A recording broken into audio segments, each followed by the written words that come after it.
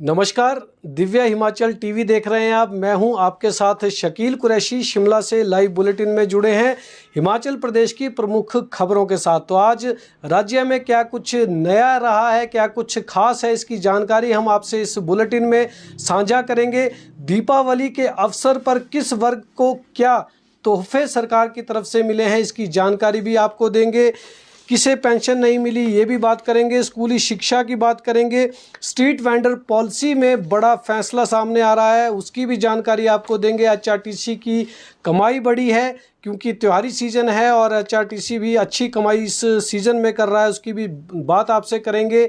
एक ऐसा वर्ग है कर्मचारियों का जिसकी नौकरी जो है वो ख़त्म हो चुकी है, आज एक प्रोजेक्ट बंद हो गया है, उसकी जानकारी आपको देंगे। मक्की का आटा खाने के शौकीन लोगों के लिए भी एक अच्छी खबर है, इसकी भी बात आपसे करेंगे।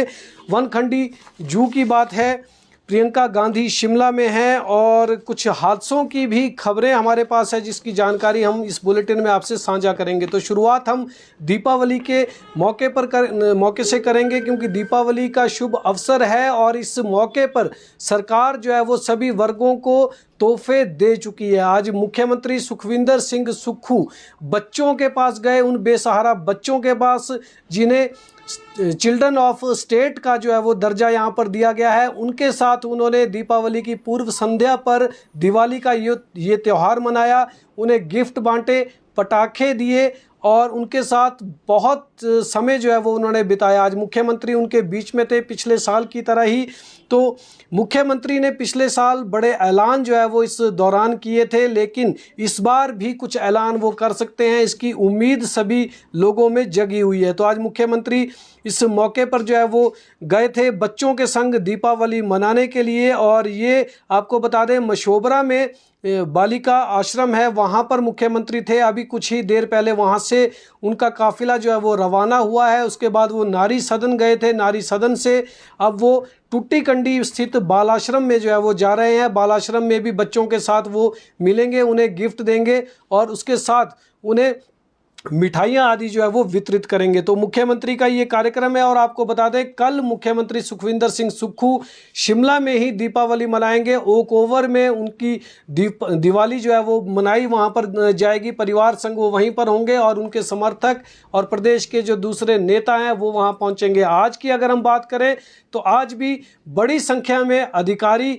वर्ग जो है वो मुख्यमंत्री को दीपावली की शुभकामनाएं देने वहाँ पर पहुँचा था। समर्थक जो है वो सरकार के वो वहाँ पर आए थे। साथ ही साथ जो नेता हैं, कई नेताओं ने आज मुख्यमंत्री से मुलाकात की और दीपावली के इस शुभ अवसर पर उन्हें बधाइयाँ दी। तो आज पूरा दिन मुख्यमंत्री का इसी तरह से व्यस्त रहा है और इस वक्त वो टुट्टीकंडी, शिमला का जो टुट्टीकंडी एरिया है वहाँ पर बालिका आश्रम है, वहाँ गए हुए हैं और वहाँ पर भी बच्चों के साथ समय बिताएंगे और लगभग 8 बजे उनकी वहाँ से जो है वो वापसी बताई जा रही है। तो इस तरह से एक आज का दिन भर का एक कार्यक्रम जो है वो मुख्यमंत्री का रहा है। कल आपको बता दें कि ओक ओवर में जो है वो मुख्यमंत्री रहेंगे और शिमला में ही वो दिवाली मनाएंगे अपने समर्थकों और परिवार के साथ। इसके साथ साथ राज्य में जो बेसहारा बच्चे हैं उनके लिए जो योजनाएं चल रही है उनको लेकर भी आज अधिकारियों के साथ उन्होंने चर्चा की है। और साथ ही साथ बुजुर्गों के लिए कुछ बड़े ऐलान मुख्यमंत्री ने करने हैं। उनको काफ़ी उम्मीदें हैं, जो 70 साल से ऊपर के बुजुर्ग हैं उनके लिए भी कुछ बड़े ऐलान होंगे, उनको भी उम्मीद इस वक्त जगी हुई है। तो बुजुर्गों के लिए मुख्यमंत्री ने पिछले दिनों में कहा था कि 70 साल से ऊपर जो बुजुर्ग हैं उन्हें बजट में उनके लिए जो कुछ घोषणाएं की जाएंगी। 70% काम उनके लिए कर लिया गया है, लेकिन अभी कुछ बड़े ऐलान उनकी तरफ से यहाँ पर हो सकते हैं। तो ये पूरा दिन का आज मुख्यमंत्री की जो दिनचर्या रही है वो दीपावली के शुभ अवसर पर इस तरह की रही। और कल मुख्यमंत्री अपने परिवार और साथियों के साथ शिमला में ही दीपावली का त्यौहार मनाने जा रहे हैं। अन्य खबरों की अगर हम बात करें तो स्कूली खेलें जो है वो बहाल होंगी, ये फैसला एक बार फिर से जो है वो सरकार ले सकती है। इस मामले में सरकार यू टर्न ले रही है। आपको बता दें, सरकार अंडर 12 जो स्कूली खेलें हैं उनको स्कूलों में बहाल करने की तैयारी में है।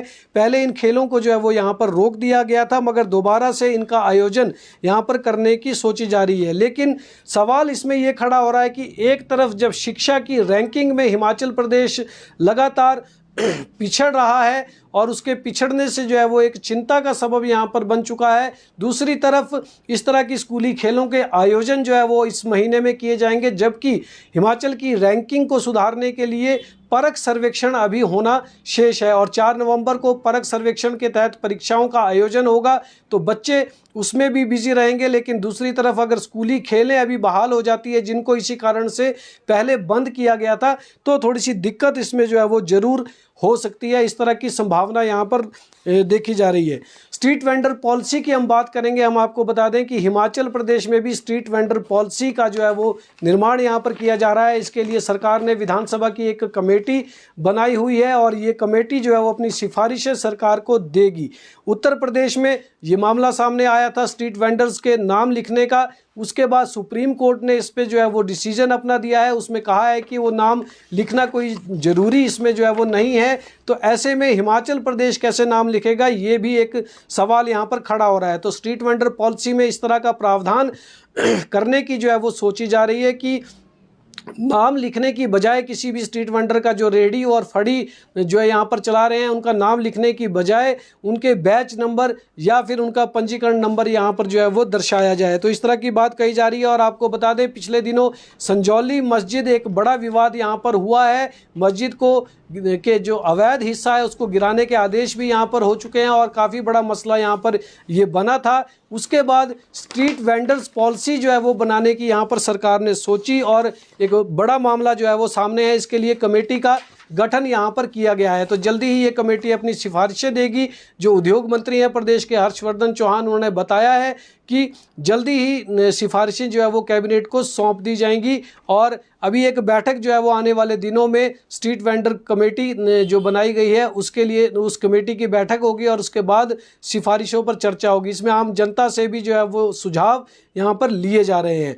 HRTC की बात करें तो वित्तीय परिस्थितियां HRTC की ठीक नहीं है, लेकिन इन दिनों त्योहारी सीजन में उसके लिए खुशखबरी ये है कि HRTC की जो जितनी भी बसें हैं वो अच्छा खासा कारोबार कर रही हैं और पिछले कुछ दिनों से जो है वो अच्छा कारोबार यहाँ पर चल रहा है। तो जो जानकारी, जो आंकड़ा हमारे सामने ये आया है उसमें साफ है कि रोज़ाना जो है वो 2.5 करोड़ रुपए की आमदनी HRTC को हो रही है। तो उनकी बसें चल रही है और इस दीपावली के मौके पर स्पेशल बसेस भी जो है यहाँ पर चलाई गई हैं। 155 स्पेशल बसें चली है जो कि चंडीगढ़ और दिल्ली के लिए चल रही हैं और बद्दी से इन बसों की जो है वो आवाजाही वहाँ से भी की जा रही है। तो काफ़ी बड़ी अच्छी कमाई जो है वो इसमें हो चुकी है। आज की अगर हम बात करें तो 70 स्पेशल बसें जो है वो HRTC ने अपनी दिल्ली और चंडीगढ़ के लिए रवाना की है। तो प्रदेश के विभिन्न जिलों में भी लोगों को दीपावली के मौके पर अपने घरों तक पहुँचाने का काम इस वक्त HRTC कर रहा है और रोज़ाना 2.5 करोड़ रुपए की राशि जो है वो आमदनी के तौर पर उसकी कमाई हो रही है। तो इससे निगम की हालत जो है वो आने वाले दिनों में इसमें और ज़्यादा सुधार हो सकता है। हिमाचल प्रदेश में बागवानी विकास परियोजना विश्व बैंक की सहायता से यहाँ पर चल रही थी, वो प्रोजेक्ट आज जो है वो बंद हो चुका है। आज के दिन उसको बंद कर दिया गया है। इसकी क्लोजर रिपोर्ट जो है वो विश्व बैंक को भेज दी गई है। तो आज का आखिरी दिन था इसमें और इस परियोजना जो 800 करोड़ रुपए से ऊपर की परियोजना है, इसको जो है वो कई साल पहले यहाँ पर शुरू किया गया था, जिसके तहत काफ़ी बड़ा काम यहाँ पर हुआ है। लेकिन बड़ी बात इसमें यह है कि 500 के करीब कर्मचारी इस प्रोजेक्ट के तहत जो है वो रखे गए थे आउटसोर्स आधार पर। उन कर्मचारियों की नौकरी पर संकट यहाँ पर खड़ा हो गया है। आज की डेट में अगर बात करें हम बुधवार के दिन की, तो उनके पास अब आगे के लिए कोई रोजगार नहीं बचा है। तो ये बेहद ज़्यादा चिंतित हैं 500 से ज़्यादा लोग और सरकार के पास लगातार गुहार लगा रहे हैं। इनकी मांग है कि इन्हें सरकार में कहीं और दूसरे प्रोजेक्ट में या किसी विभाग में जो है वो समायोजित कर दिया जाए, क्योंकि कई साल से इन्होंने अपनी सेवाएं जो है वो विभाग को दी हैं। लेकिन फिलहाल नियमों में इस तरह का उल्लेख नहीं है और नियमों के खिलाफ अभी सरकार इनको रख भी नहीं सकती है। लेकिन मामला जो है ये हाई कोर्ट में गया हुआ है और हाई कोर्ट इस पर अपना डिसीजन देगा, जो कि अभी तक फैसला वहाँ से नहीं आया है। तो उसका भी इंतज़ार हो रहा है। एक तरफ हाई कोर्ट का आदेश नहीं आया, दूसरी तरफ यहाँ पर प्रोजेक्ट जो है वो आज बंद हो चुका है। आपको बता दें 2 बार एक्सटेंशन इस बागवानी विकास परियोजना को मिली थी और अब वो एक्सटेंशन का दौर भी ख़त्म हो गया है और पूरा जो पैसा है वो यहाँ पर खर्च कर दिया गया है। तो इन 500 कर्मचारियों का भविष्य आगे क्या होगा, इस पर आगे आने वाला समय बताएगा।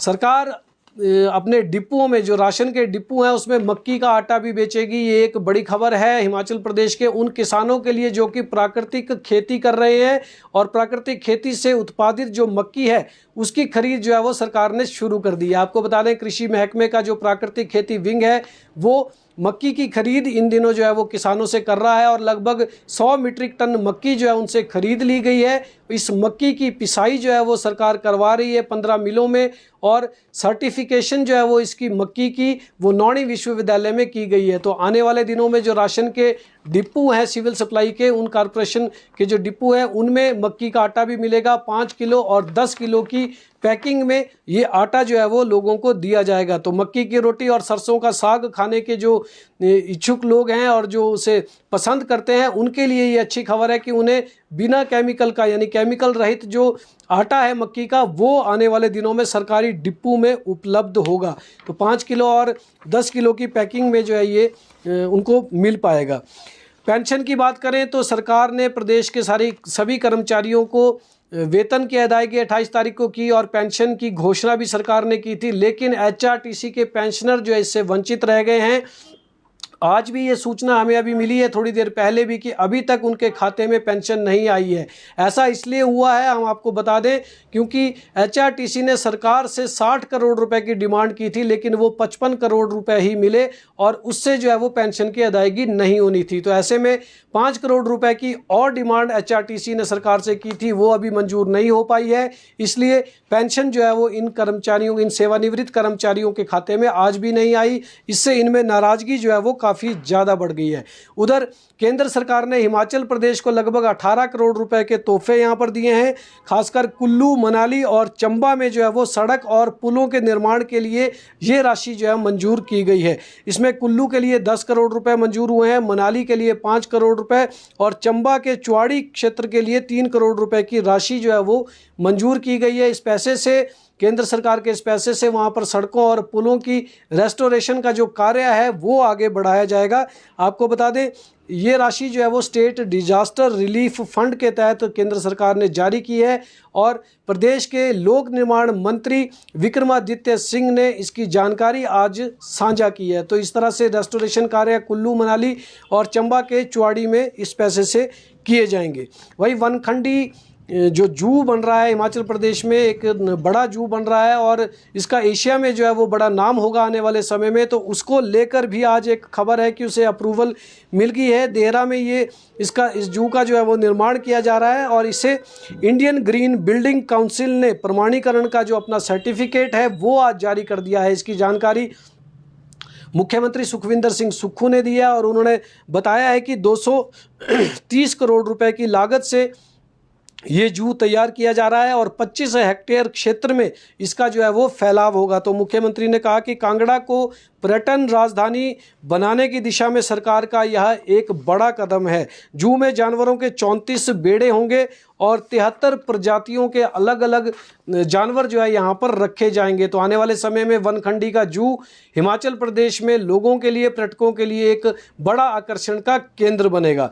बात करेंगे प्रियंका गांधी की, जो कि महासचिव हैं कांग्रेस पार्टी की राष्ट्रीय महासचिव। वो आज जो है वो शिमला में है और छराबड़ा में अपने घर पहुंची हैं पति संग बच्चों के साथ दीपावली का त्यौहार मनाने के लिए। तो पहली बार दिवाली का त्यौहार वो अपने इस आशियाना में जो छराबड़ा में बनाया गया है वहाँ पर पहुंची हैं, वहाँ पर दीपावली का त्यौहार मना रही हैं। तो वायनाड में उनका चुनाव जो इस वक्त चल रहा है, आपको बता दें प्रियंका गांधी वहाँ पर चुनाव लड़ रही हैं, लेकिन दीपावली के मौके पर वो परिवार के साथ यहाँ पर पहुँची हैं छराबड़ा में, यहाँ पर दीपावली मनाएंगी। वायनाड सीट की अगर हम बात करें तो वो पहले राहुल गांधी के पास थी। राहुल गांधी वहाँ से विजयी हुए थे इस लोकसभा चुनाव में, लेकिन उन्होंने वो सीट छोड़ दी और अब उनकी बहन प्रियंका गांधी यहाँ से चुनाव लड़ रही हैं। तो चुनाव प्रचार वहाँ पर जोरों पर चल रहा है। 13 नवंबर को वहाँ पर मतदान होना है, जिसके लिए प्रचार वहाँ पर चल रहा है।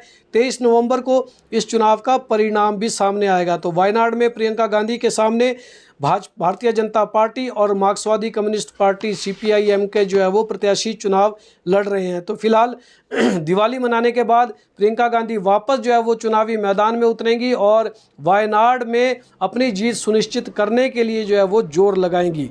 आज कुछ हादसे हिमाचल प्रदेश में हुए हैं, इसकी जानकारी हम आपसे साझा कर दें तो पिता और पुत्र पर गोलियां दागी गई। आज सुबह सवेरे की ये घटना है ऊना जिला के अंब की, जहां पर सुबह एक हादसा जो है हुआ है जिसमें एक पिता व पुत्र को जो घूमने जा रहे थे, मॉर्निंग वॉक पर जा रहे थे, तो उन पर किसी ने गोलियां वहां पर दाग दी। पिता का इलाज जो है वो PGI में चल रहा है, जबकि बेटा जो है वो ऊना के ही अस्पताल में भर्ती करवाया गया है। और ज़मीनी विवाद के चलते इस तरह का हादसा यहाँ पर हुआ है, जिसमें एक व्यक्ति ने, जो कि पुलिस से रिटायर्ड बताया जा रहा है, उसने गोलियां बरसाई हैं और इन दोनों घायलों को इस वक्त जो है वो उपचार दिया जा रहा है। तो मामला पुलिस में दर्ज है और इस पर आगे छानबीन जो है वो लगातार चल रही है।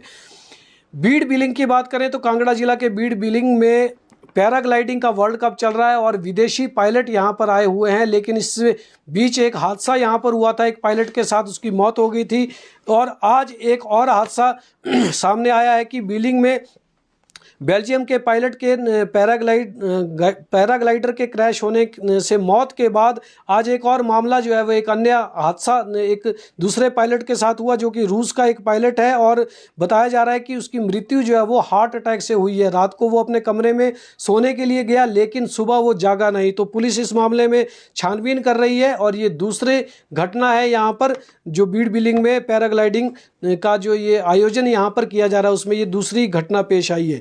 वहीं शिमला जिला के रोहडू में भी एक दर्दनाक हादसा पेश आया है, जहां पर चिड़गांव क्षेत्र में एक बोलेरो जीप जो है वो खाई में लुढ़क गई। उसमें उसके लुढ़कने से जो है वो एक व्यक्ति की मौत हो गई है, जबकि चालक समेत 5 लोग इसमें घायल हुए हैं। मृतक की पहचान सोलन निवासी पुनीत शांडिल के रूप में की गई है। जंगलिक एरिया में जो है ये हादसा रात के समय हुआ है, जहां पर गहरी खाई में ये वाहन लुढ़क गया और घायलों को इस वक्त जो है वो संदासू अस्पताल में भर्ती किया गया है। तो फिलहाल इस बुलेटिन में इतना ही। कल आपसे हम फिर मुखातिब होंगे, तब तक के लिए इजाज़त दें। देखते और पढ़ते रहें दिव्य हिमाचल।